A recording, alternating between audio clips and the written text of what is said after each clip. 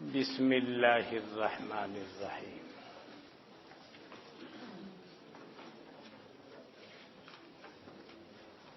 المصنف علیہ الرحمہ الامام النسائی قدم الطہارۃ المائیہ علی الطہارۃ الترابیہ۔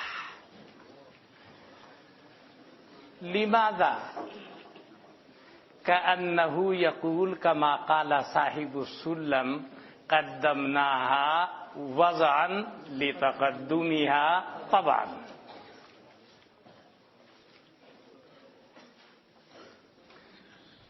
بات سمجھ میں آ رہی ہوگی نا؟ چونکہ اللہ تعالی نے پانی کو اس حال میں پیدا فرمایا ہے کہ وہ طاہر ہے، مطہر ہے، ماء طہورا، اس کا کام ہی ہے پاک کرنا۔ جب پاک کرنا اس کا کام ہے تو اس میں آپ کے نیت کرنے کی بھی ضرورت نہیں ہے۔ یہی مصلحت کار فرما ہے جو باب وضو میں حنفیہ نے کہا ہے کہ وضو کے صحیح ہونے کے لیے نیت کی شرط نہیں ہے نا مسئلہ آپ کے یہاں یہی؟ بعض لوگوں نے نیت کو شرط قرار دیا ہے، وہ سب لا حاصل ہے، اس کا کام ہی ہے پاک کرنا، تم نیت کرو نہ۔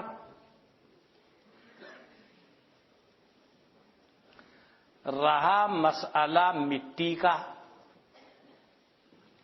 یہ خالص اللہ کا فضل ہے اور یہ فقط امت محمدیہ کے خصائص میں سے ہے۔ اس سے پہلے کہیں کسی امت میں آپ کو نہیں ملے گا۔ امت محمدیہ کے کچھ خصائص ہیں اور حضرت جناب نبی اکرم صلی اللہ علیہ وسلم کے تو بے شمار خصائص ہیں۔ خصائص کے سلسلے میں مستقل کتابیں لکھی گئی ہیں، اس میں ان امور کو ذکر کیا گیا ہے کہ جو حضرت جناب نبی اکرم صلی اللہ علیہ وسلم کی ذات گرامی کے ساتھ مختص ہیں۔ امام نسائی کی الخصائص ہے، ابن السنی اس کا راوی ہے۔ آپ کہتے ہیں کہ ابن السنی کی ہے، کتاب پہ بھی لکھا ہے وہ رہتا ہے ابن السنی کی ہے، حقیقت میں وہ امام نسائی کی ہے۔ اور اس سلسلے میں علامہ سیوطی بہت ماہر ہے، کہیں بھی اسے ملے تو کرتا ہے کام، اس نے بھی لکھی ہے الخصائص۔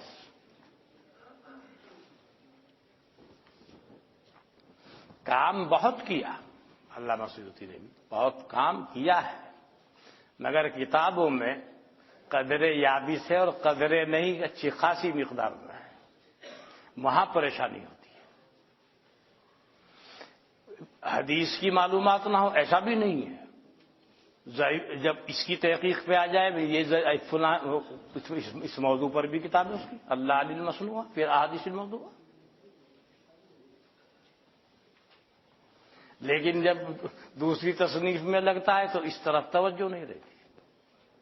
ایک رسالہ تو اس نے ایسے لکھا ہے احوال القبور کے سلسلے میں، ایک حدیث بھی اس میں قسم کھانے کو صحیح نہیں ہے، ایک حدیث بھی۔ آپ اسے اس کا مطالعہ کریں، مجھے ایک حدیث دکھا دو کہ یہ حدیث صحیح ہے۔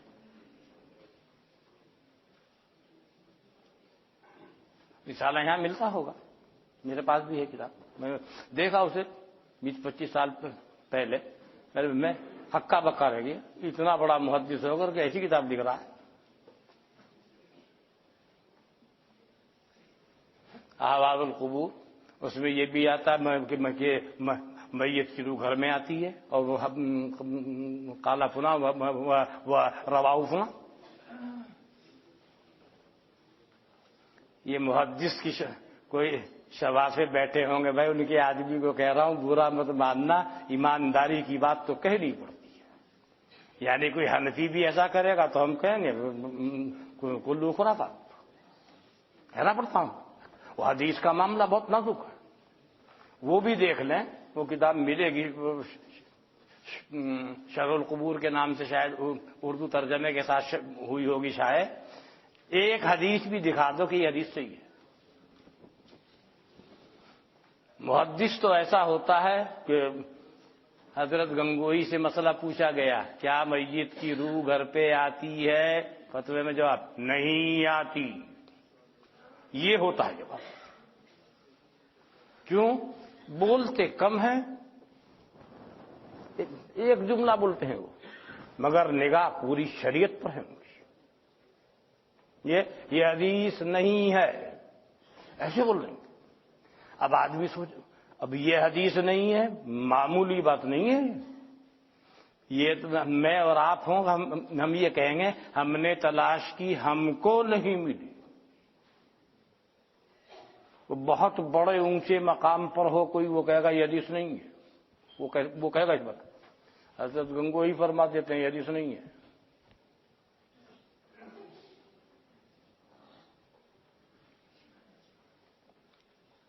وہ جو ان کے پیر صاحب کہہ رہے ہیں کہ ایسے لوگ اب پیدا نہیں ہوتے، وہ خام کا تھوڑا ہی کہہ رہے ہیں، کچھ ان کو دیکھ کے کہہ رہے ہیں نا اپنے مریدین کو۔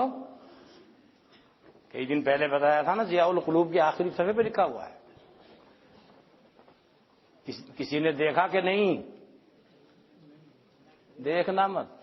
پہلے ہمیں حوالہ دیا کرتا تھا تو کتب خانے میں، آج کل تو میری آمد و رفت ہے نہیں، پہلے شروع میں اتنی کتابیں میرے پاس نہیں تھی، تو میں جس کتاب کا حوالہ دیتا تو میں دیکھتا طلبہ وہاں دیکھ رہا ہے اسی کتاب کو۔ تو آج کل اتنی بے حسی ہو گئی، دیکھتے ہی نہیں۔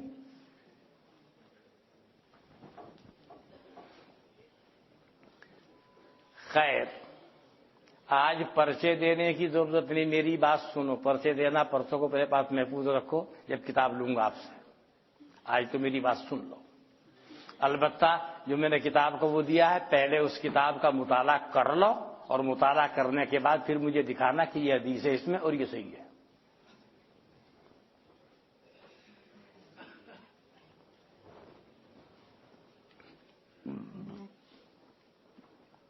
جیسا کہ العرف الشدی میں لکھا ہے،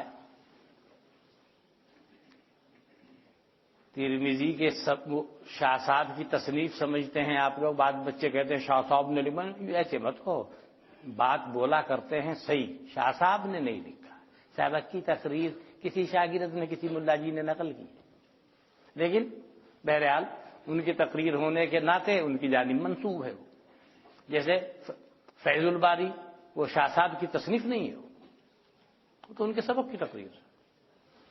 سبق میں آدمی تقریر وہ کرتا ہے جو وہ جانتا ہے کہ شاگرد اس مقام پر ہیں، اسی حساب سے ان کی گفتگو ہوتی ہے، ان کی ضرورت کی باتیں بول دے گا وہ سبق میں۔ تو ایسے ہی فیض الباری میں بول رکھی ہے، ایسے ہی العرف الشدی میں بول رکھی ہے۔ خیر، العرف الشدی میں لکھا کہ امام دار قطنی انہوں نے ایک رسالہ لکھا، اس میں احادیث جمع کی کہ بسم اللہ الرحمن الرحیم سورہ فاتحہ کا جز ہے، جیسا کہ ان کا مسلک ہے شوافی کا۔ حالانکہ ان کے پاس اس سلسلے میں کوئی دلائل نہیں ہے، یہ بحث ہمارے سامنے آپ کی نہیں آئی، اگر آئے گی تو ہم بتائیں گے، کوئی دلائل ان کے پاس نہیں ہے، سارے دلائل حنفیہ کے حق میں۔ اگر کسی کو اتفاق ہوا ہوگا تفسیر بیضاوی پڑھنے کا، اس نے بھی اس مسئلے کو چھیڑ کر شروع ہوئی میں بسم اللہ الرحمن الرحیم من الفاتحہ، وہ کہتا ولنا احادیث، جمع کثرت، آدمی ڈر کے رہ جائے، بے شمار انبار، اور پیش کتنی کی؟ 2۔ کتنی؟ 2۔ ان 2 میں سے ایک تو ام سلمہ کا قول ہے، حدیث نہیں ہے۔ ام سلمہ کا قول.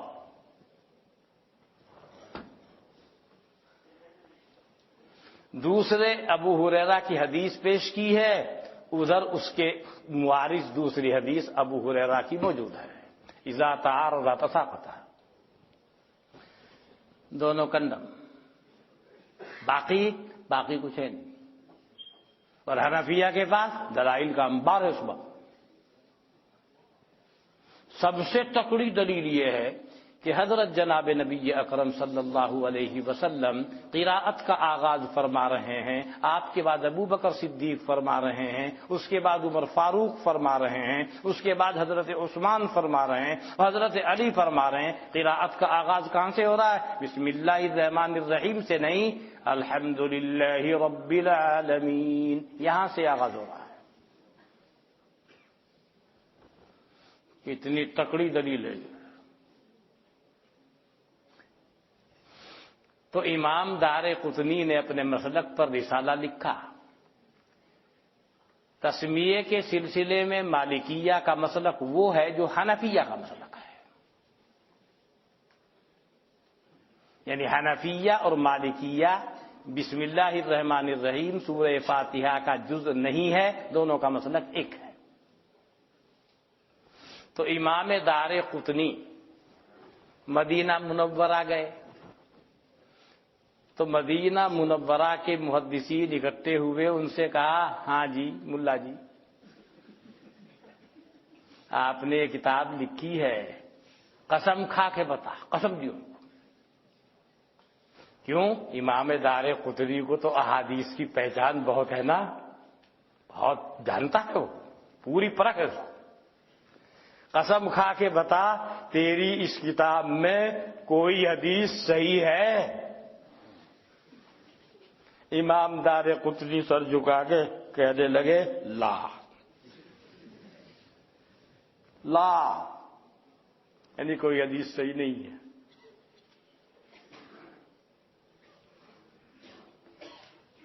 لیکن وہ اپنے مسلک کی تائید میں جمع کر دی انہوں نے. ایسا نہیں ہے کہ ان کو حدیث کی پرکھ نہ ہو، جان پہچان نہ ہو، وہ جانتے ہیں کہ یہ حدیث صحیح نہیں ہے.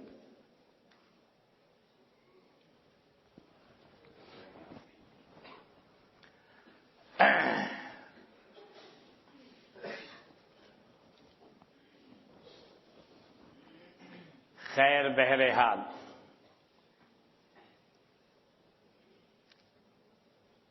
مٹی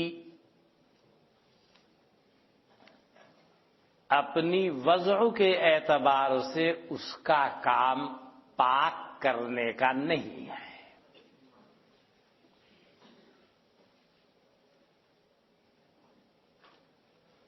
مٹی کا کام تو یہ ہے آپ مٹی لے کے منہ پہ مل لو تو دیکھنے والا آپ کو دیکھ کے بھاگے گا، یوں سمجھے گا ہاذا بھوت.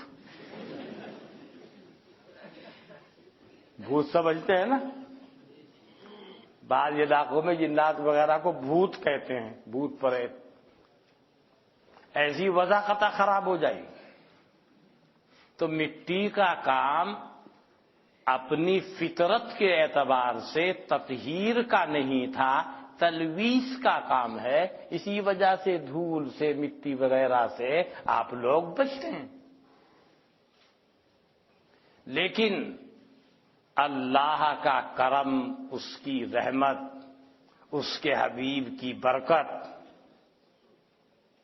اور اللہ کے حبیب کی زوجہ محترمہ ام المومنین حضرت عائشہ رضی اللہ عنہا کی برکت کہ یہ چیز امت محمدیہ کو ملی اور امت محمدیہ کے خصائص میں شامل ہو.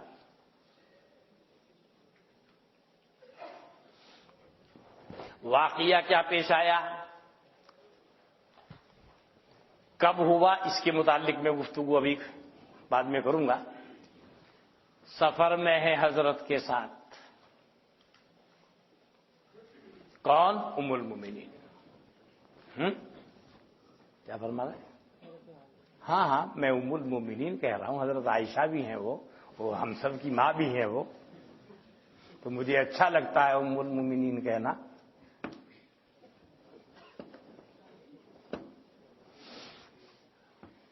ام المؤمنین ساتھ ہیں. اس وقت میں اس سفر میں اپنی بہن کا ایک ہار، عورتیں ہار پہنتی ہیں نا، زیور وغیرہ پہنتی ہیں، اس حدیث سے یہ بھی معلوم ہوتا ہے کہ عورتوں کے لیے ہار بناؤ سنگار اپنے شوہر کے لیے جائز ہے.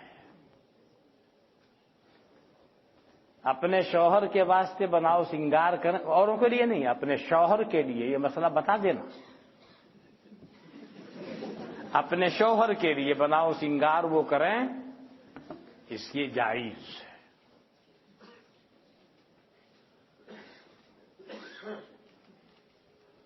اس سفر میں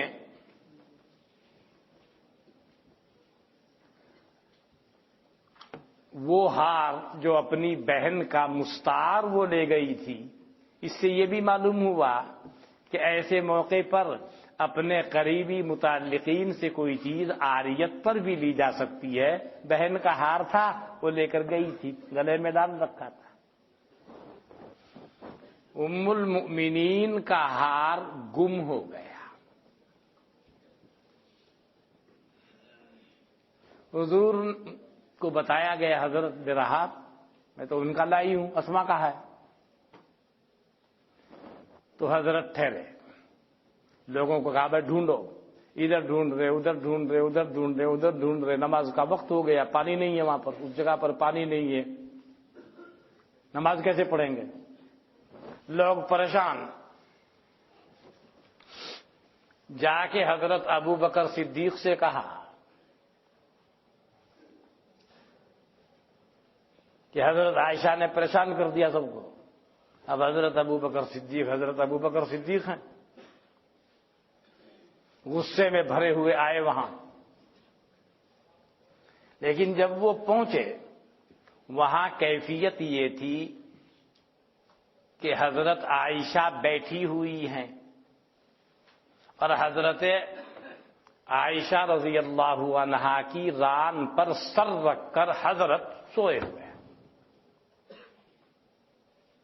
اس حال میں پہنچے حضرت صدیق اکبر اور جا کے تو نے سب کو پریشان کر دیا، اور جا کے ضربہ یضربو کی گردانیں شروع کر دی.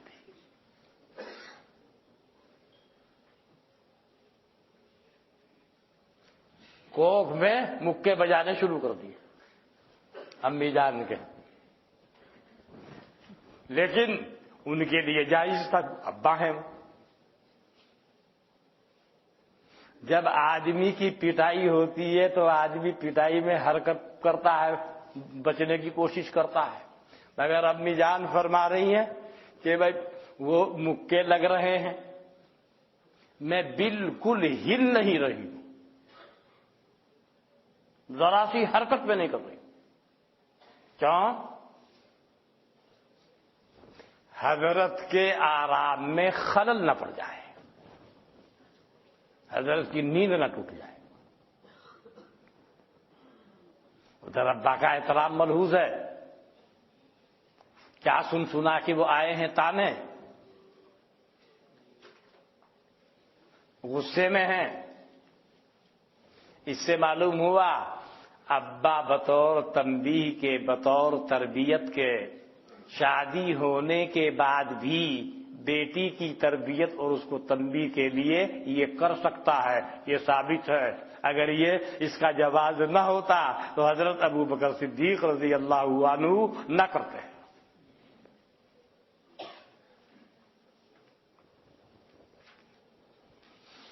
اور اس سے ایک مسئلہ اور بھی معلوم ہو رہا ہے، نہیں بہت سارے مسائل مستنبط ہیں کی واقعے سے، بے شمار. ابا کو اگر یہ معلوم ہو کہ ملا جی اپنی ملانی کے ساتھ حالت شغل میں نہیں ہے تو بغیر اطلاع کے آ سکتا ہے وہاں. حضرت ابو بکر صدیق خیمے میں آ گئے. بہرحال حضرت کی وہ تو پٹائی کر کے مکے لگا کے حضرت ابو بکر صدیق رضی اللہ عنہ واپس ہو گئے. حضرت کی جب خود سے آنکھ کھلی، پانی نہیں ہے، تو آپ اٹھے، آیت تیمم نازل ہوئی.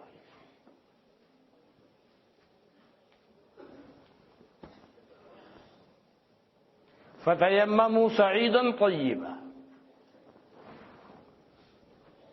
اللہ نے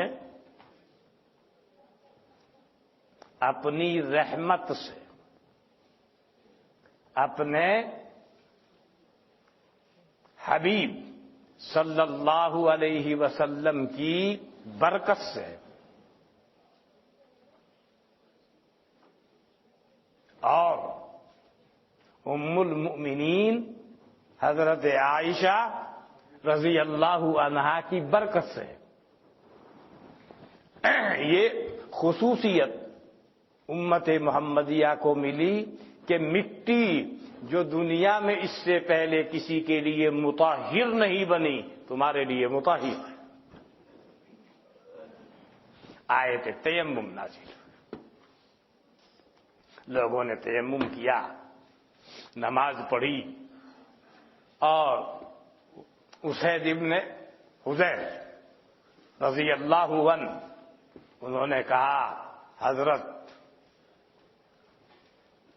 ابو بکر صدیق سے کہ یہ آپ کی آل کی پہلی ہی برکت نہیں ہے، بہت برکتیں ہیں. آیت تیمم نازل ہو گئی. اچھا، چونکہ مٹی اپنی فطرت اور طبیعت کے اعتبار سے مطہر نہیں ہے، اس کو شریعت نے مطہر بنا دیا ہے پانی کے نہ ہونے کے وقت میں، اس لیے تھوڑا وضو میں اور تیمم میں فرق کرنا پڑے گا. کیونکہ وہاں پر تو ماءً طہورا ہے، اس لیے نیت کرنے کی ضرورت نہیں، بغیر نیت کے بھی وضو ہو جائے گا. وہی حنفیہ کا مسلک ہے. لیکن مٹی بوقت ضرورت مطہر بنتی ہے، تو اس کے اندر حنفیہ نے بھی کیا کہا؟ نیت شرط ہے، بغیر نیت کے تیمم صحیح نہیں ہوگا. اور دوسرے اعتبار سے سوچئے کہ تیمم کے معنی ہے القصد، القصد والارادہ، وہی نیت کی حقیقت ہے. معلوم ہوا کہ قصد و ارادہ، نیت تیمم کی حقیقت وضعیہ کے اندر داخل ہے. بات سمجھ رہے ہو نا؟ حقیقت وضعیہ اس کی حقیقت وضعیہ میں داخل ہے. ادھر ایک قاعدہ مقرر ہے کہ جو چیز کسی کی حقیقت وضعیہ میں داخل ہوتی ہے وہ اس کی حقیقت شرعیہ میں بھی ملحوظ رہتی ہے، اور وہاں پر بھی اس کی رعایت کی جاتی ہے.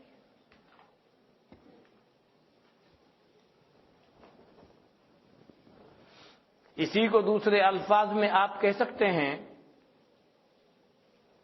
الحقائق الشرعیۃ لا تنفک عن الحقائق اللغویہ عن الحقائق الوضعیہ. وہ تیمم کی جو حقیقت وضعیہ تھی، قصد و ارادہ، اس حقیقت وضعیہ کو اس کی حقیقت شرعیہ کے اندر بھی ملحوظ رکھنا ضروری تھا قاعدے کے مطابق، لہذا کہا گیا تیمم کے اندر نیت کرنا شرط ہے، بغیر نیت کے تیمم صحیح نہیں ہوگا، وضو بغیر نیت کے صحیح ہو جائے گا۔ دونوں میں فرق کیوں کیا جا رہا ہے، اس کی وجہ بھی آپ کی سمجھ میں آ رہی ہے۔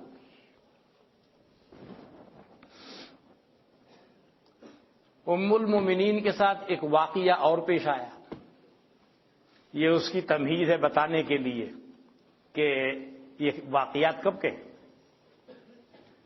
امی جان سب وہ یہ جو ہار کا مسئلہ تھا، لوگ کہاں کہاں تلاش کر رہے ہیں، جس اونٹ کے اوپر وہ سوار تھے جب اس کو اٹھایا گیا اس کے نیچے سے ملا، وہ مل گیا ہار بھی، لیکن کہیں اور جگہ نہیں ملا، وہاں ملا جہاں اونٹ بیٹھا ہوا، جب اونٹ اٹھا وہاں ہار ملا۔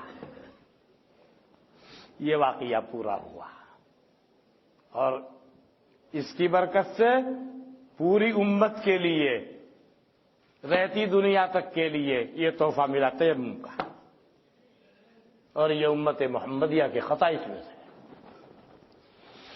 دوسرا واقعہ امی جان کے پاس ساتھ اور پیش آیا،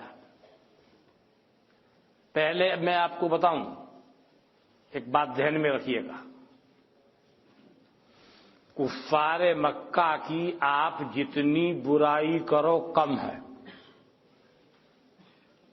میں کچھ نہیں کہوں گا بھائی، کفر ہے ان کے پاس تو کفر سب سے بدتر گناہ ہے، جتنی برائی تم کرو کرو، حق کہنے کا۔ مگر کفار مکہ کی ایک خصوصیت میں آپ کو بتاتا ہوں، ایک تو وہ جھوٹے نہیں تھے، کفار مکہ کا جھوٹ کہیں ثابت نہیں کر سکتے آپ، وہ بدماشی کرے، دنگا کرے، لڑائی کرے، وہ الگ مسئلہ ہے، میں جو بول رہا ہوں اس پہ دھیان دینا۔ جھوٹ پوری زندگی میں ایک واقعے کے علاوہ کہ انہوں نے معاہدے کے خلاف اپنے حلیف کی مدد کی، مسلمانوں کے حلیف کے خلاف، جس کے نتیجے میں پھر مکہ مکرمہ فتح ہوا۔ حضرت کو معلوم ہوا انہوں نے ایسا کیا تو آپ چلے فتح مکہ کے لیے۔ پوری تاریخ میں وہ ایک بات انہوں نے وعدے کے خلاف ان سے صادر ہوئی، اس کے علاوہ کہیں تاریخ میں دکھاؤ کہ وہ جھوٹ بول رہے ہیں۔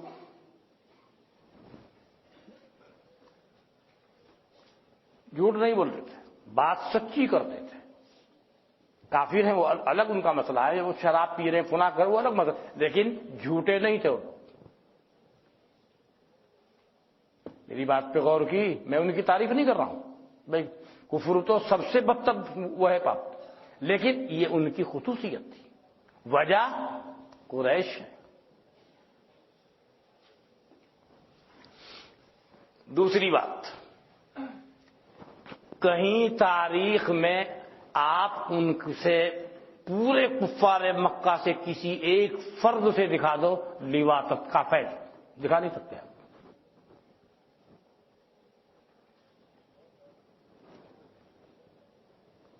کہیں دیکھ لو، کہیں نہیں ملے گا۔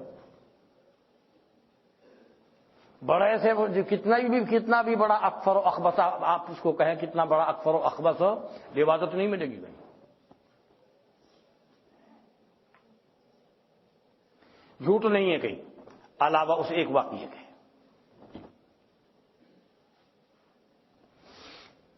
تیسری بات، کفار مکہ میں سے آپ کسی کو منافق نہیں دکھا سکتے، کوئی منافق ان میں سے نہیں ملے گا۔ دیکھیے آپ تاریخ میں دیکھی ہوگی، آپ نے تاریخ پڑھی بھی ہوں گی، اور تلاش کیجئے، کوئی منافق مکے کا آپ کو نہیں ملے گا کفار قریش میں سے۔ یہ جتنے بھی منافق ہیں جو آپ کو ملیں گے، یہ سب کون ملیں گے؟ عامتاً یہ سب یہود ہیں۔ جب انہوں نے دیکھا پہلے تو بدمعاشی کی اور سوچا کہ ہم ان پر غالب آ جائیں گے.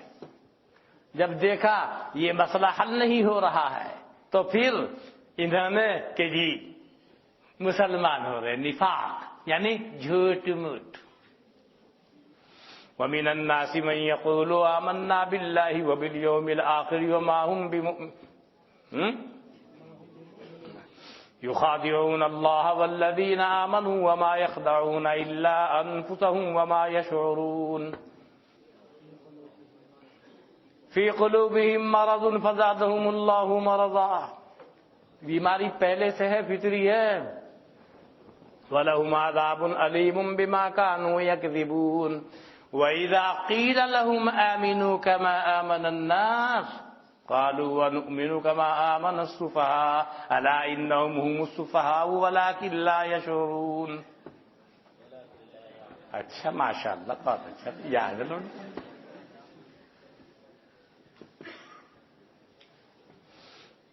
یاد ہے بھائی لوگوں, یہ وہی منافقین سب ہیں.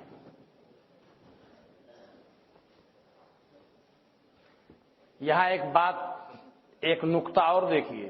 وَإِذَا قِيلَ لَهُمْ آمِنُوا كَمَا آمَنَ النَّاسُ. اس کو سمجھنے سے پہلے ایک بات سمجھیے گا. ناس کبھی بولا جاتا ہے انسان کا فرد کامل مراد ہوتا ہے. انسان کبھی بولا جاتا ہے تو اس کا اوصاف مراد ہوتے ہیں. انسان کبھی بولا جاتا ہے تو عامت الناس مراد ہوتے ہیں. انسان کبھی بولا جاتا ہے تو انسانیت سے بھی پھٹی نیچے کے افراد مراد ہوتے ہیں. انسانوں کی جماعت کو قرآن نے اولئک کالانعام بل ہم اضل, یہ گدھے ہیں, گدھے, بلکہ گدھوں سے بھی بدتر. کس کو کہا؟ انسانوں کو. یعنی جو گھٹیا سب سے نیچے کی درجے کی سطح تھی انسانیت کی, اس سے بھی گئے. بات سمجھ میں آئی؟ اولئک کالانعام بل ہم اضل. کبھی انسان بولا جائے گا اور مراد ہوگا انسان کا فرد کامل, اور انسان کا فرد کامل اس کا مصداق ہے حضرات انبیاء علیہم الصلاۃ والسلام. انسان اللہ کا خلیفہ ہے زمین میں, ہے نا؟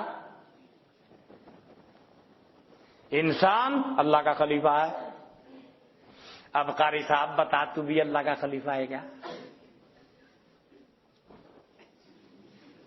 ہے کہ نہیں؟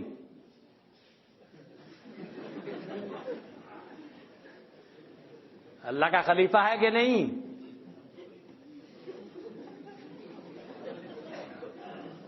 جدید و قدیم. پچھلے سال کون سی ترتیب میں تھے؟ اسی لیے معلوم نہیں ہے, وہ تو آپ کے سامنے آئی ہوگی گفتگو.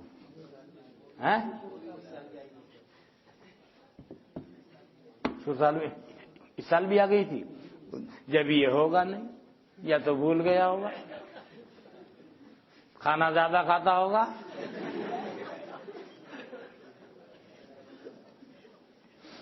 دیکھو کوئی بات نہیں, بھول تو جاتا ہی ہے, انسان ہے, بھول جاتا ہے, بعض دفعہ یاد نہیں رہتے, یہ تو عذر ہے. وہ بھولنے کے جو اسباب ہیں ان میں سے زیادہ کھانا کھانا بھی ہے, زیادہ پانی پینا بھی ہے. اور ڈاکٹر کہتا کہ خوب پانی پیو, اور میں دیکھتا ہوں ڈاکٹر سب سے زیادہ بیمار ہے.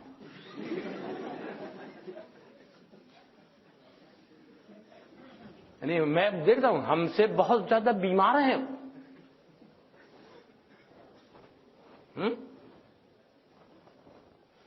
اور دور کر کے پانی پیو. میں پانی زیادہ پیے گا تو اس سے بلغم بنے گا, اس سے بلغم بنے گا تو آدمی کے اوپر نیند طاری ہوگی, سستی آئے گی, اور نیند طاری ہوگی تو اس کے دماغ پہ بلغم بننے سے اثر پڑے گا دماغ کے اوپر. اسباب نسیان میں سے ہے وہ۔ پانی اتنی مقدار میں پینا چاہیے کہ جس سے کام چلے۔ اور ڈاکٹر کہتے ہیں میں پانی پیتے رہا، کہتے ہیں نا آج کل کے ڈاکٹر۔ حکیم سے آپ پوچھئے کہ جو حکیم سے وہ نہیں کہے گا۔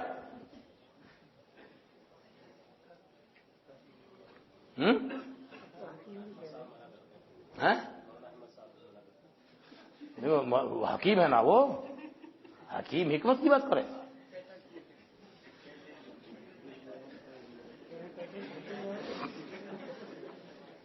نہیں، پانی آدمی اتنا پیے جتنی ضرورت ہو۔ اس کا مطلب یہ نہیں ہم پانی نہیں پیتے، پیتا ہوں۔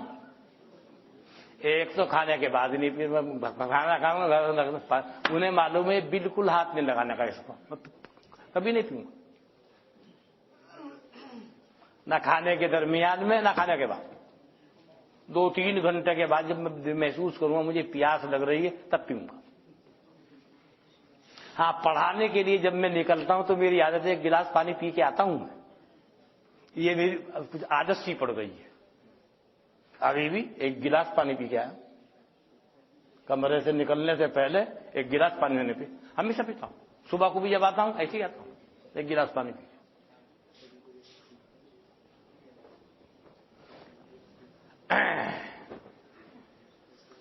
خیر، بھول گئے ہوں گے آپ، یہ بتا رہے ہیں میں نے اس سال بھی بتایا تھا، یا تو آپ غائب ہوں گے اس وقت میں، غیر حاضری کرنے کے عادی ہیں۔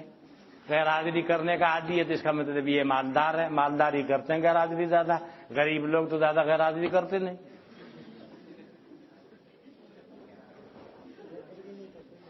نہیں کرتا، پابندی سے حاضر ہوتا ہے۔ چلو بھائی تمہاری بات صحیح ہے، جو اتنے لوگ خبر دے رہے ہیں کہ جن کی اخبار کو جھٹلایا نہیں جا سکتا،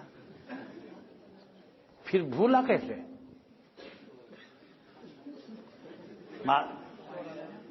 پانی زیادہ پیتا ہے۔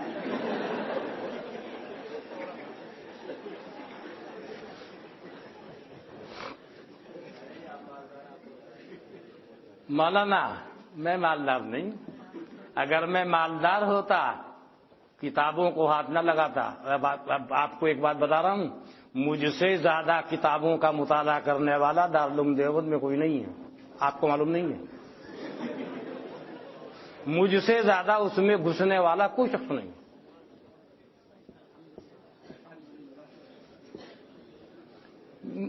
تو انداز بھی ہوتا ہوگا آپ کو، وہی میری دنیا ہے۔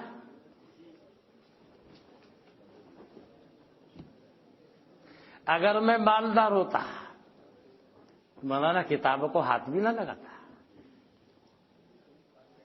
اور یہ اب سے نہیں، بچپن سے وہی میرا کام۔ اور جس چیز کو ایک دفعہ دیکھ لیا بھولتا بھی کبھی نہیں اب تک، الحمدللہ۔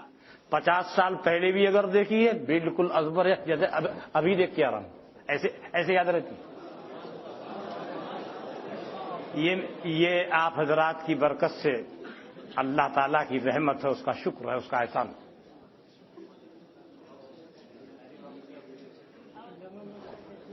نہیں، علامہ انور کشمیری تو ایسے ہیں لا نظیر لہ ولا مثال لہ۔ لیکن میں تو، مجھے آپ نے گالی دی نا کہ میں مالدار ہوں، اس کا جواب میں دے رہا ہوں، میں تو بہت غریب آدمی ہوں۔ وہ تو میں اپنے شہر میں بھی کہہ رکھا ہے، میں بہت غریب۔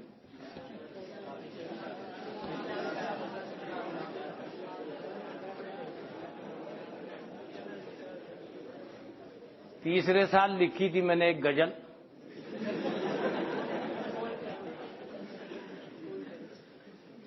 ہے 2-3 شعر سناؤں گا اس کے۔ بہاروں کے مناظر خود کفش بردار ہیں میرے، فرشتے نوم و بیداری میں پہرے دار ہیں میرے، یہ مطلع ہے اس کا۔ بہاروں کے مناظر خود کفش بردار ہیں میرے، فرشتے نوم و بیداری میں پہرے دار ہیں میرے، برہمن شیخ و ملا کو بہت نزدیک سے دیکھے، قطب ابدال کیا دیکھے ہوئے احبار ہیں میرے۔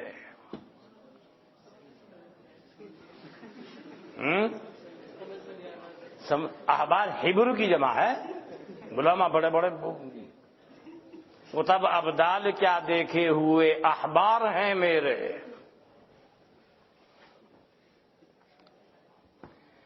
جنازہ پڑھ لیا میرا میرے احباب نے مل کر، وضو کرتے رہے جو خاص بادہ خار ہیں میرے.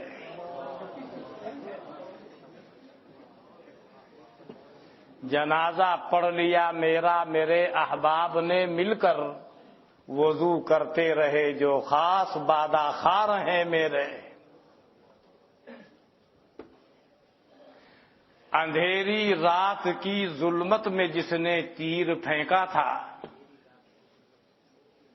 اندھیری رات کی ظلمت میں جس نے تیر پھینکا تھا، اجالا جب ہوا دیکھا تو برخوردار ہیں میرے.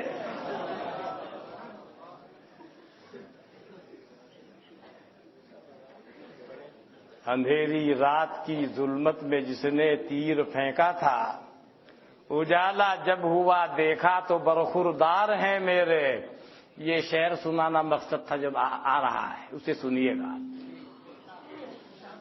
سمجھنا مجھ کو مشکل ہے، جو سمجھا وہ غلط سمجھا، پہنچ سکتا نہیں واعظ جہاں افکار ہیں میرے. یہ بتانا مجھے نہیں سمجھ سکتا کوئی. اکا دکا ایک دو آدمی ہی سمجھ سکتا ہے.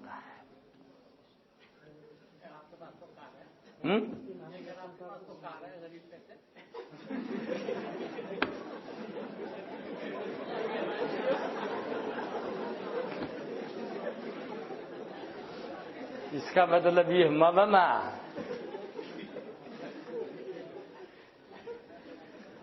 میں پہلے بس بتایا، اگر میں مالدار ہوتا تو کتاب کو ہاتھ لگاتا. میں ایک کام بھی اپنے گھر کا نہیں کرتا. میرے گھر کے بچوں سے پوچھ لیجیے، آپ سے ملتے ہوں گے، پوچھیے. ایک کام بھی کبھی گھر کا میں کرتا ہوں؟ کبھی نہیں کرتا. میرا کام فقط سونا، کتاب دیکھنا، وہی میرا کام. نیند آئے گی تو سوؤں گا، جب اٹھ جاؤں گا تو کتاب دیکھوں گا.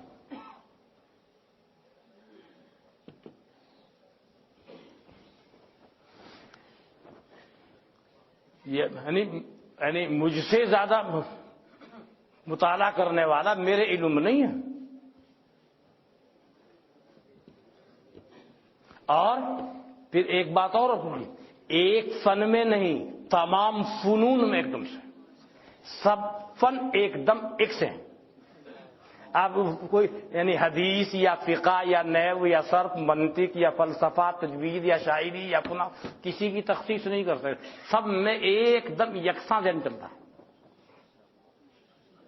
آپ جس مسئلے میں بھی گفتگو کریں گے، فلسفے میں کریں گے تو فلسفے والے کی دھجیاں اڑاؤں گا. غلط لکھا بھی مجھے. جہاں کہیں بات چھڑی، اگر کبھی آپ کے سامنے چھڑی ہوگی سبق میں نے بولا میوزی کی من جو وہ دیے ہیں دلائل، کلہ بکواس. دلیل یہ ہے، یکساں ذہن چلتا ہے. اور منطق کی تو میں حمایت کرتا ہوں، فلسفے کی حمایت نہیں کرتا. فلسفے کے تو سارے اصول بیہودہ ہیں. اور میرے پاس دلائل کثیرہ اس کے اوپر، میں نے دلائل کثیرہ کا انبار لگا رکھا ہے. میری بدائل کلام آپ دیکھیں گے، میں نے ایڈی چوٹی کے زور فلاسفہ نے لگا رکھے ہیں. حیولہ کو ثابت کرنے پر، جزء لا یتجزا کو باطل کرنے پر میں نے ان کے تمام دلائل کو اب عام منصورہ کر رکھا ہے. بولنے کی جگہ نہیں چھوڑ رکھی. یعنی ان کے حیولہ کے بہت خلاف ہوں میں.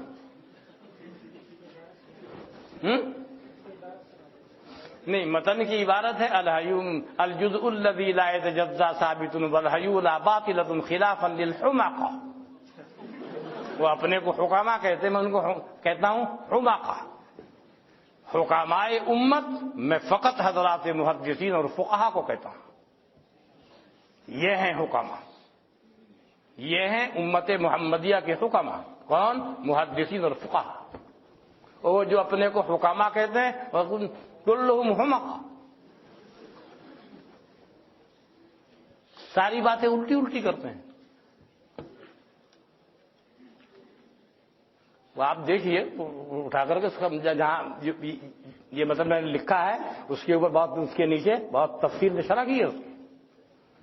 الجزء یعنی میوزی میں جو آپ نے پڑھا اس کے خلاف یہ آیا، مطلب الجزء الذي لا يتجزا ثابت والهيولا باطلة خلافا للحمق.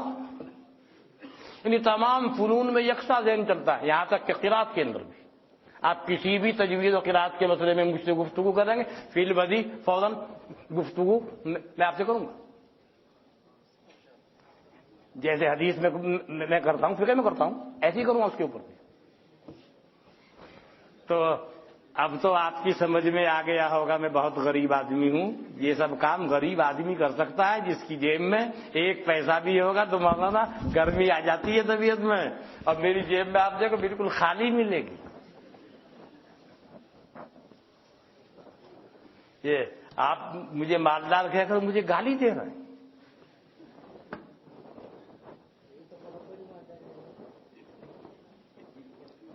اس لیے میں نے کہا قاری صاحب آپ کو سمجھنا مجھ کو مشکل ہے، جو سمجھا وہ غلط سمجھا. پہنچ سکتا نہیں واعظ جہاں افکار ہیں. وہ آدمی مجھے نہیں سمجھ سکتا. رشتہ دار عام طور سے رشتہ دار نہیں سمجھتے. نہیں حضرت سمجھتے تھے. اور یہ وہ کون کہہ رہا تھا، اب تو بڑھیا بھی سمجھنے لگی، وہ بھی وہ سمجھتی بھی تھا. وہ کہیں جائے وہ نام دنیا سے کوئی مطلب نہیں تھا.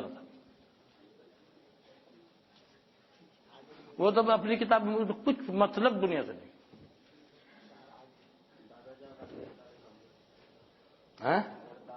ابا تو بہرحال ابا ان سے زیادہ تو کوئی سمجھنے والا تھا ہی نہیں.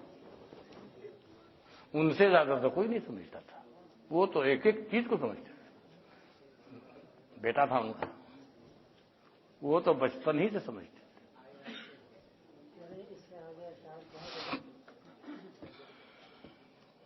ارے چھوڑ دیجیے. تو قاری صاحب کو ایک شعر سنانا تھا، کوئی بات نہیں ہے. تو میں یہ کہہ رہا ہوں کہ انسان کا فرد کامل انبیاء ہے. تو یہ خلافت جو ہے اللہ تعالی کی انسان کے ساتھ ہے. انسان اللہ کا خلیفہ ہے، مگر یہاں انسان کا مصداق فقط انبیاء ہیں. انبیاء ہیں اللہ کے خلیفہ. قال خادمکم فی بدائع الکلام الانسان خلیفۃ اللہ فی الارض اولہم آدم وآخرہم محمد صلی اللہ علیہ وسلم. یہ تو متن کے الفاظ ہیں. پھر اس کی شرح میں تفصیل سے بتایا ہے کہ ہم لوگ باقی حضرت حضور اقدس صلی اللہ علیہ وسلم اللہ کے خلیفہ ہیں. حضرت ابو بکر صدیق رضی اللہ عنہ اللہ کے خلیفہ نہیں بلکہ رسول اللہ صلی اللہ علیہ وسلم کے خلیفہ. کبھی آپ کو یہ غلط فہمی ہو جائے کہ ہم بھی اللہ کے خلیفہ ہیں، ہم نہیں ہیں. وہ حضرات انبیاء کے ساتھ خاص ہے. بات سمجھ میں آ گئی ہوگی. اس پہ ایک واقعہ یاد آیا. ہر دور میں کچھ لوگ رہتے ہیں. حضرت مفتی صاحب کا ایک مرید تھا. اس نے اپنے علاقے میں جا کر، وہ دوسرے علاقے کا تھا، لوگوں کو مرید کرنا شروع کر دیا بغیر خلافت ہی کے. تو وہ آیا ہوا تھا، میں بھی بیٹھا ہوا تھا اثر کے بعد. تو حضرت اس کو ڈانٹ رہے ہیں کہ تو نے وہاں جا کر کے ان کو مرید کرنا شروع کر دیا، کیوں جھوٹ بول رہے ہو؟ میں نے تم کو کب خلافت دی؟ تو اس کا جواب وہ کہہ رہا ہے کہ میں نے یہ کب کہا کہ مجھ کو حضرت مفتی صاحب نے خلافت دی؟ اللہ کا خلیفہ ہوں.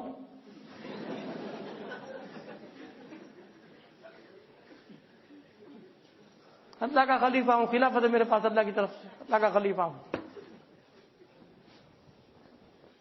یہ گفتگو ہو ہی رہی تھی، یہ جو حضرت کا کمرہ ہے وہ خلوت گاہ قاسمی جس پہ لکھا ہے اس میں رہا کرتے تھے حضرت۔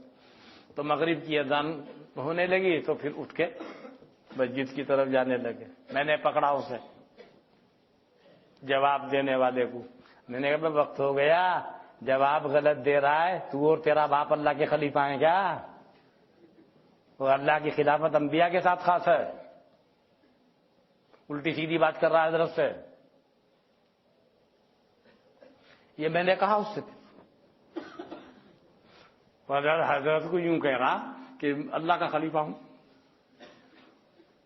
یہ مطلب نہیں کہ حضرت اس کو نہیں جانتے تھے۔ وہ اذان ہونے لگی، یہ بات چل ہی رہی تھی، اذان شروع ہوئی، پھر حضرت نماز کے لیے اٹھ کے چلے۔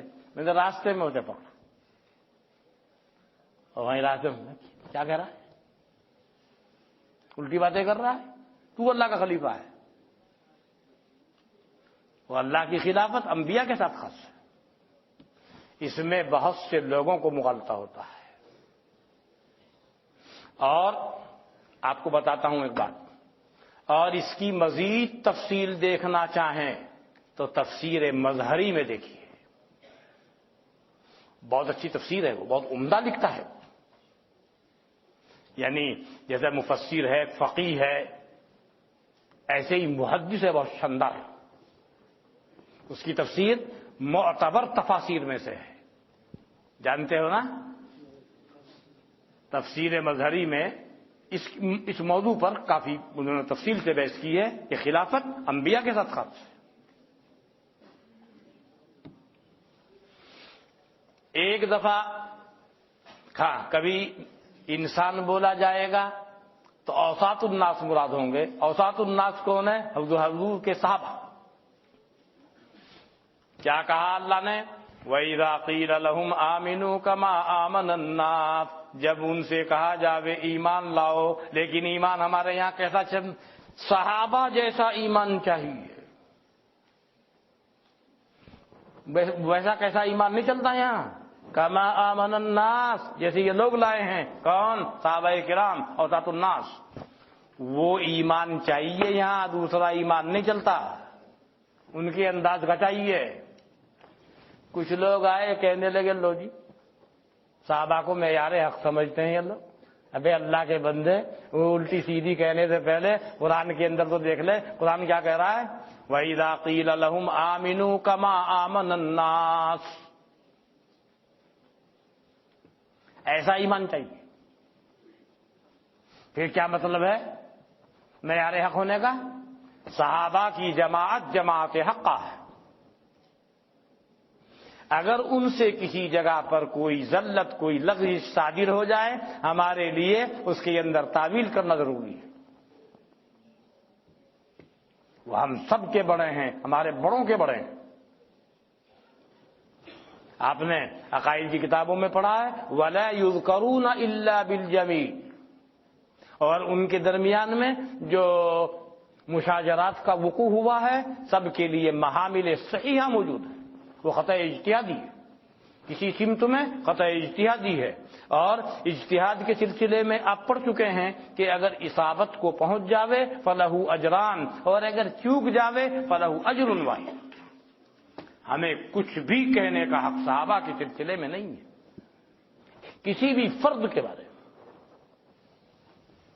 اور مولانا انبیاء کی جماعت کے بعد صحابہ جیسی جماعت روئے زمین پر نہ آئی نہ آئی۔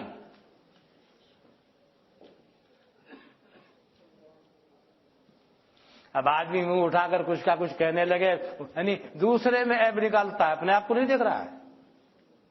یعنی صحابہ کے عیب کے علاوہ کچھ دکھائی نہیں دیتا ہے، کیا مطلب؟ کمی اندر۔ خیر، بات دور چلی گئی۔ میں کہنا یہ چاہ رہا تھا کہ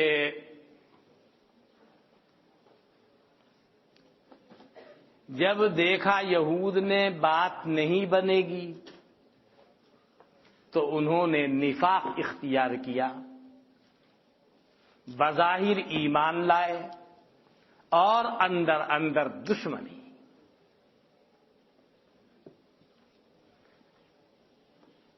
اللہ نے پول بھی کھولے ان کے. عبداللہ ابن ابی ابن سلول بھی ہے، اس کا بھی نام آتا ہے سر فہرست. مگر حضرت جناب نبی اکرم صلی اللہ علیہ وسلم کے اخلاق فاضلہ دیکھیے کہ جنگ بدر میں جو کفار گرفتار ہوئے تھے ان میں حضرت عباس بھی تھے، حضرت کے چچا. باندھا تو ان کے کپڑے پھٹ گئے تھے، کرتا نہیں تھا، اور لمبے قد کے تھے، کسی کا کرتا ان کو نہیں آ رہا تھا. تو عبداللہ ابن ابی ابن سلول نے اپنا کرتا دیا، وہ کرتا ان کو پھرایا. اس کا بھی کتنا خیال رکھا حضرت نے، آپ دیکھیں. خیر، ایک موقع پر ان کا بیٹا عبداللہ ابن ابی ابن سلول کا بیٹا وہ مسلمان تھا. اس کو کسی نے بتایا کہ شاید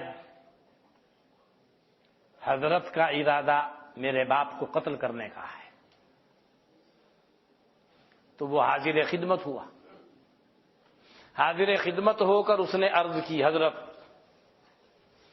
مجھے معلوم ہوا ہے کہ حضرت کا ارادہ میرے باپ کو قتل کرنے کا ہے. مجھے کوئی اشکال نہیں، اسے معلوم تھا تیرا باپ منافق ہے. بیٹا پکا مسلمان ہوا. خیر، تو اس نے کہا حضرت اگر یہ ارادہ ہو تو حضرت کسی اور کو حکم نہ فرمائیں.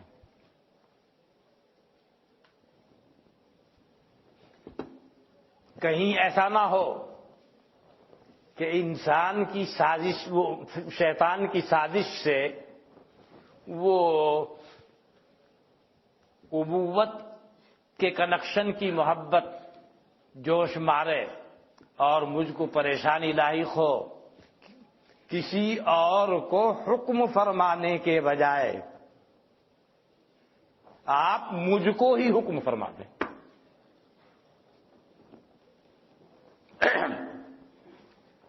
آپ کا حکم ہوگا تو میں اس کی گردن کاٹ کر حاضر خدمت کر دوں گا. یہ بیٹے نے کہا. اس کی بات سن کر حضرت نے فرمایا کہ اطلاع آپ کو غلط ملی ہے، میرا ایسا کوئی ارادہ نہیں ہے. بس صاف ہو گئی، مطمئن ہو گئے. لیکن ان کو جو اطلاع پہنچی تھی وہ آئے حضرت کی خدمت میں. خیر، انتقال ہوا، اس کا دفن کر دیا گیا، رکھ دیا گیا تھا قبر. حضرت تشریف لے گئے. حضرت کو معلوم ہے بالیقین یہ پکا منافق ہے، مگر بیٹا مسلمان ہے. اس کی مربت میں، اس کی دلداری کے واسطے، اور اس کا ایک احسان تھا چچا کے اوپر. جنگ بدر کے موقع پر تشریف لے گئے، نکلوایا. آپ نے اس کو اپنے اوپر لیا، رانوں پر لیا، منہ میں لعاب دہن بھی ڈالا، اپنا کرتا ان کو پہنایا، پھر رکھوایا.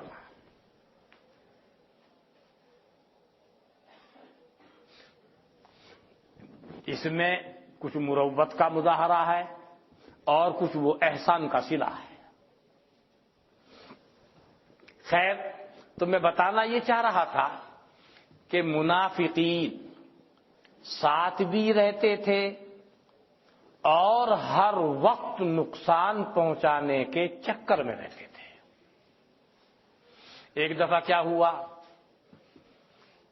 ام المومنین سفر میں ہیں، ام المومنین سفر میں ہیں، قضائے حاجت کے لیے گئی، اسی وقت میں حضرت نے چلنے کا حکم فرمایا، تو وہ ان کا جو کجاوا تھا وہ اس میں ہوں گی، وہ ہلکی پھلکی تھی تو لہذا اٹھا کے رکھا، محسوس یہ ہوا وہ ہلکا پھلکا ہے، وہ وزن محسوس نہیں ہوا، رکھ دیا۔ وہ ابھی تک واپس بھی نہیں آئی قضائے حاجت سے فارغ ہو کر۔ وہاں جا کے دیکھا تو وہ نہیں ہے۔ ام المومنین آئی فارغ ہو کر، دیکھا قافلہ جا چکا ہے، کیا گزری ہوگی بیچاری کے اوپر۔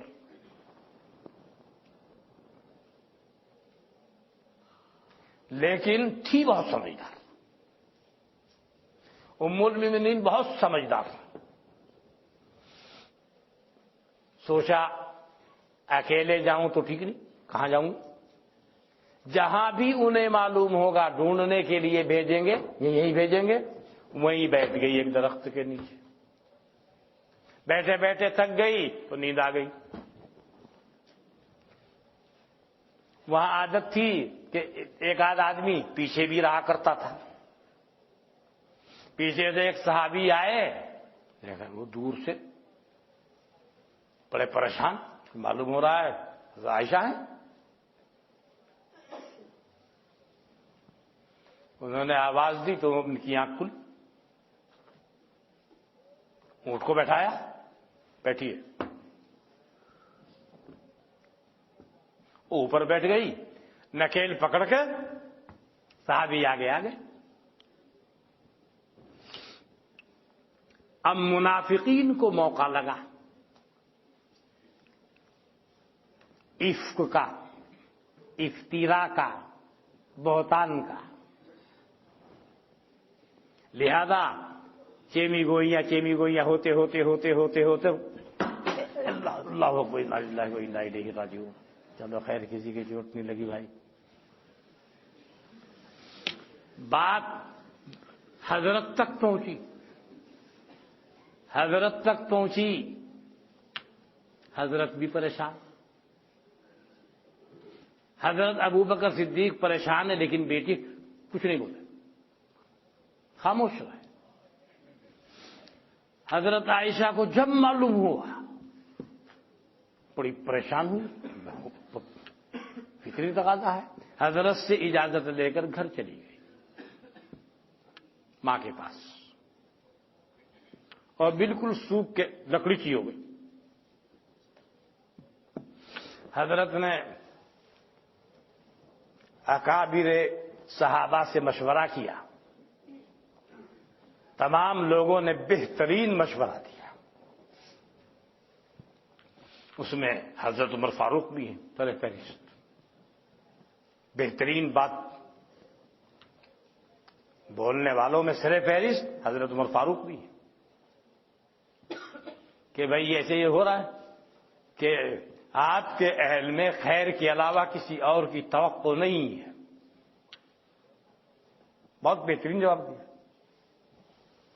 حضرت علی رضی اللہ عنہ سے مشورہ کیا، حضرت بہرحال انسان ہے، حضرت علی رضی اللہ عنہ کی زبان سے کچھ بات ایسی نکلی کہ لوگ ایسے کہہ رہے ہیں آپ کے پاس عورتوں کی کمی نہیں ہے، کسی سے بھی شادی کر سکتے۔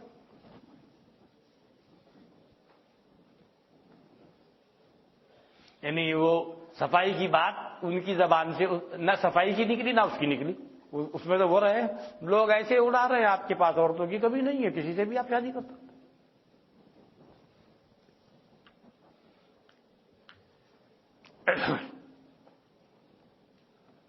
اس کے بعد اللہ تعالی نے قرآن کریم میں اس مسئلے کو کھولا، منقع کر دیا تھا، ان الذین جاؤوا بالافک، اور اس وقت پھر آیت نازل ہوئی، حضرت نے سنائی، ام المومنین سے ان کی اماں کہہ رہی ہے حضور سے معافی مانگو، تو ام المومنین کا مزاج، ان سے کہیں کو معافی مانگوں، معافی تو اس سے مانگوں گی جس نے یہ آیات نازل کی ہیں۔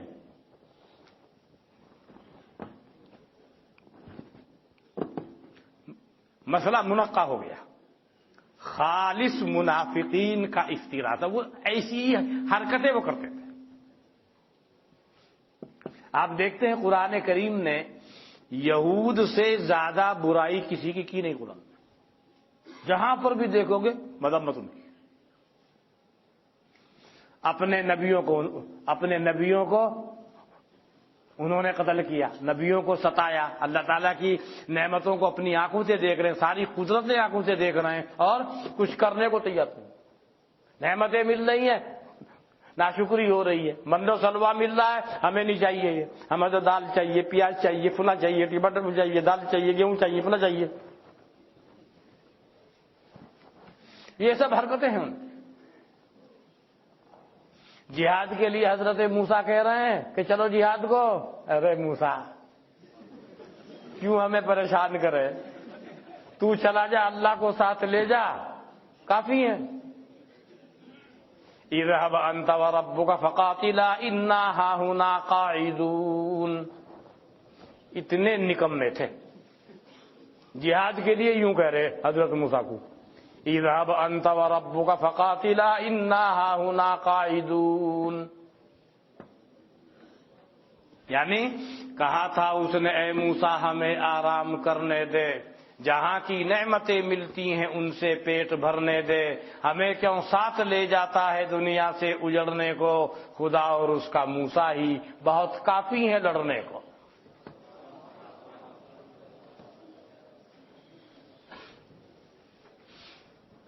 اب یہ دو واقعے، آیت تیمم، واقعہ افک، یہ دونوں کب پیش آئے ہیں؟ یہ تفصیل میں نے اس لیے سنائی آپ کو بھی۔ اس میں ہو گئے تین فریق، آپ کے سامنے مختلف کتابوں میں یہ باتیں آ چکی ہوں گی، بخاری شریف کے اندر بھی آئی ہوگی، اور کتاب التیمم تو قریب قریب جتنی کتابیں ہیں، قریب قریب کی تکتی کے علاوہ سب میں آ ہی چکا ہوگا۔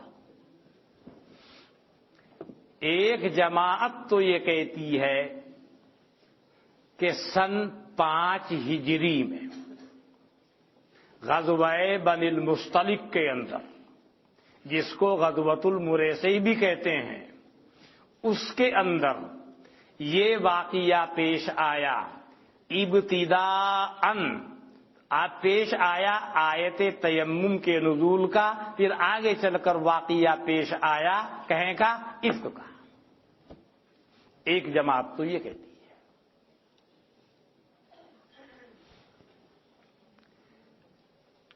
حافظ ابن کثیر البدایہ والنہایہ میں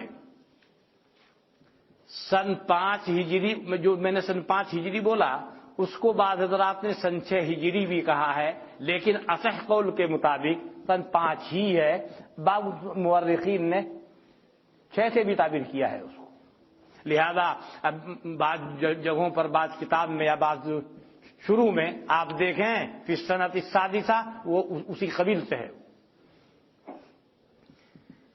تو حافظ ابن کثیر کہتے ہیں کہ یہ سن 5 ہجری کا واقعہ یہ کہیں کا ہے، یہ واقعہ افک ہے۔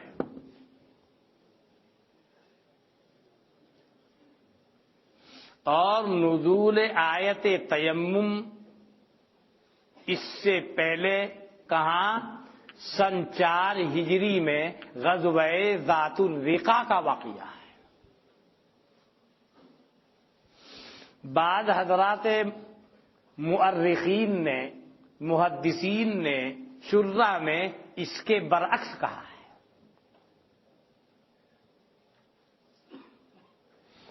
یعنی آخری جو قول ہے، ایک قول کے مطابق آیت تیمم پہلے، افک بعد میں، ایک قول کے مطابق عفق پہلے آیت تیمم بعد میں، اور پہلے والے قول کے مطابق دونوں اسی کے اندر ہیں.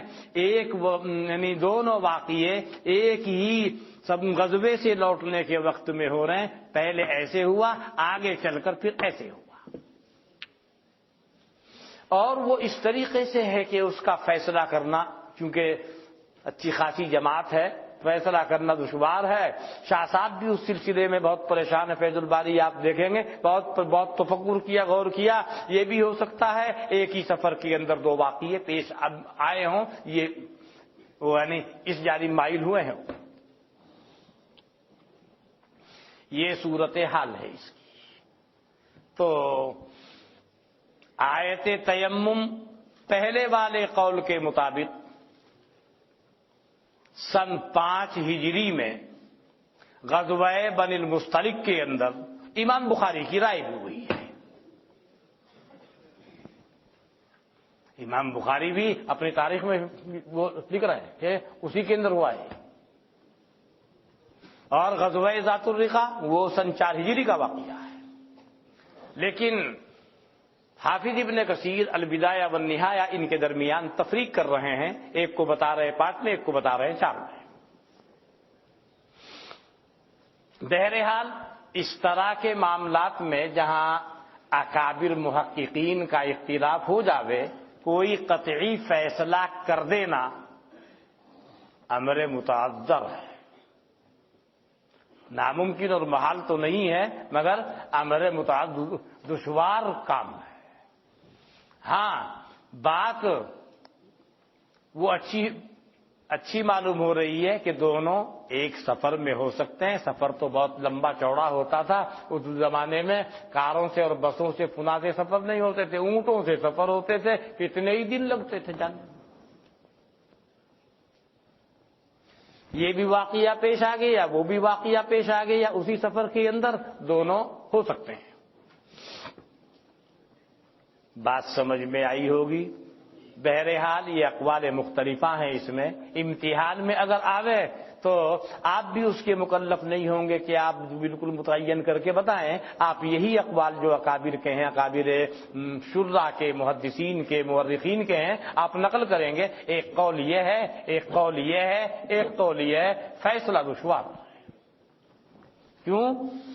اس لیے کہ جو فیصلہ کرنے والے ہیں اصل، وہ فیصلہ کرنے والوں ہی میں اختلاف ہے، انہی کو پریشانی لاحق ہو رہی ہے. اب ہم تو فیصلہ کرنے والوں میں سے نہیں ہیں. ہم تو جو لوگ فیصلہ کرنے والے ہیں ان کی باتوں کو نقل کرنے والے ہیں. ہم تو ناقل ہیں نا. تو لہذا ناقلین فیصلہ نہیں کر سکتے، کیونکہ جو اصل سلسلے اس میں تحقیق کرنے والے ہیں انہی میں اختلاف ہو رہا ہے.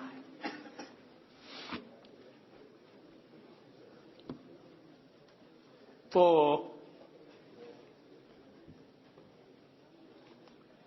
یہ اصل بات تھی. تھوڑی سی بات اور سن لیجئے. فکر مت کرو، کوئی بات نہیں ہے، زیادہ دیر نہیں، کمی لگے گی. تیمم کیسے ہوگا؟ مٹی سے. سعید جن سے ارض. جن سے ارض کس کو کہتے ہیں؟ جو آگ میں جل کر نہ راکھ ہو سکے نہ پگھل سکے، ہر وہ چیز جن سے ارض کہلاتی ہے.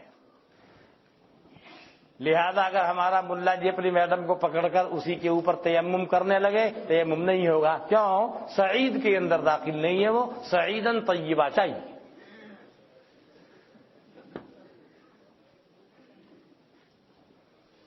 یہ تو مسئلہ فقہ کی کتابوں میں بہت تفصیل سے آپ نے پڑھ رکھا ہے. پھر مسئلہ یہ ہے کہ محل تیمم کیا ہے، تیمم کہاں ہوگا؟ تو تیمم امام احمد فرماتے ہیں کہ تیمم ہوگا کہاں تک؟ گٹے تک. آپ کے یہاں کہاں تک ہے؟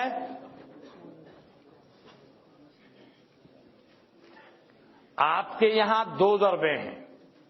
امام احمد فرماتے ہیں ایک ضرب ہے. اس کے اندر ائمہ ثلاثہ متفق ہیں. امام ابو حنیفہ، امام مالک، امام شافعی علیہم الرحمہ، سب کے سب کہتے ہیں کہ 3 ضربیں ہیں. اصل میں امام احمد ابن حنبل وہ بھی بڑے محدثین میں سے ہیں. گو وہ جس حدیث سے استدلال کر رہے ہیں وہ اصح ما فی الباب ہے. حدیث بالکل پیور ہے مگر تھوڑا سا مسئلہ اس میں یہ ہے حدیث صحیح ہے صریح نہیں ہے. وہ حضرت عمار بن یاسر رضی اللہ عنہ کی حدیث آپ کے سامنے آئے گی. وہ جو کہہ رہے ہیں وہ ایک بات ہوئی کہ میں نے تو ایسے ایک دفعہ کا وہ واقعہ نقل کر رہے ہیں کہ میں اور حضرت عمر فاروق تھے جنابت کی حالت میں تھے تو میں تو لوٹنے لگائی جیسے گدھا لوٹنے لگاتا ہے زمین پر اور میں نے نماز پڑھی. حضرت عمر فاروق نے نہیں پڑھی. پھر دونوں کی حاضری ہوئی حضور کی خدمت میں. حضور نے فرمایا کیا ضرورت تھی اس کی, بس یہ کافی تھا.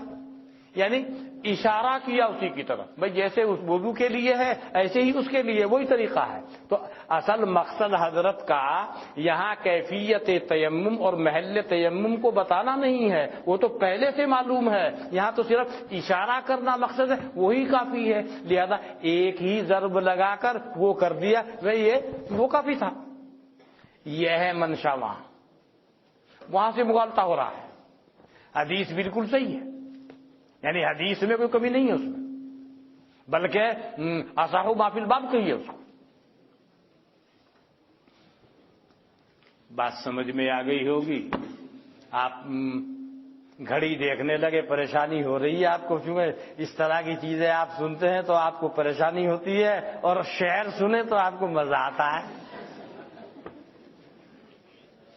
چلو میں نے کہا تھا اس کے کچھ تھوڑا سا تیمم کے بارے میں کچھ عرض کر دوں گا.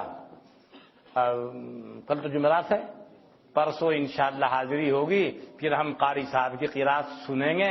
لیکن ایسا کرو پانی پینا تھوڑا سا کم کرنا.